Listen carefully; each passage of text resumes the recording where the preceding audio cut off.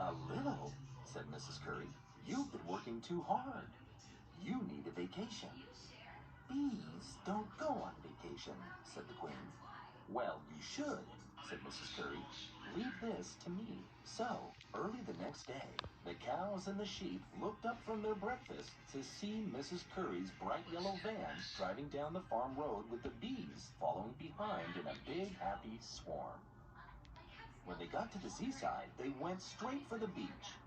The sun was shining and the water was the deepest blue and everyone was in a good mood. When people heard that these were Mrs. Curry's famous bees, they all clapped and cheered. So, for the first time in their lives, the bees played.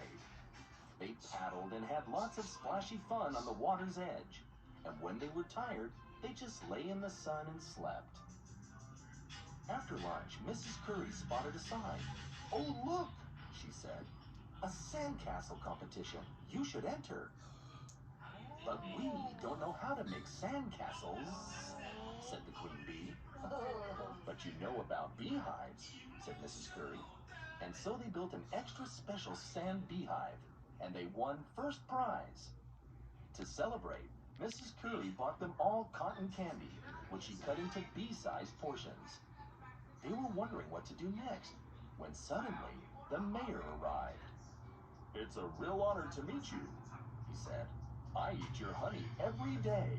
Would you like to come and have tea at the town hall?" The mayor hosted a wonderful tea party, buns and pastries and muffins all covered with spoonfuls of honey. When they finished, the mayor gave them all a special tour of the town. The part they liked the best was the big tower with an ocean view. They flew right to the top and sat all together in a big friendly huddle, enjoying the view. Soon, though, Mrs. Curry said it was getting late and they should get ready to leave, so they buzzed goodbye to the mayor and to the people on the beach.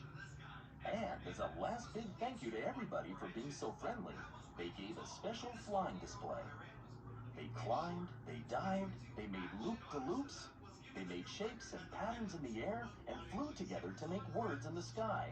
"Thank you, everyone. See you soon, and eat more honey." The crowd oohed and awed as the bees performed their amazing tricks. At last, when they had looped one last loop, they turned, waved goodbye, and headed home. The next day, when Mrs. Curry looked out her kitchen window, the flowers were crowded with the most eager bees she had ever seen. Later on, when she collected honey from the hive, it was the sweetest, stickiest, yummiest honey she had ever tasted.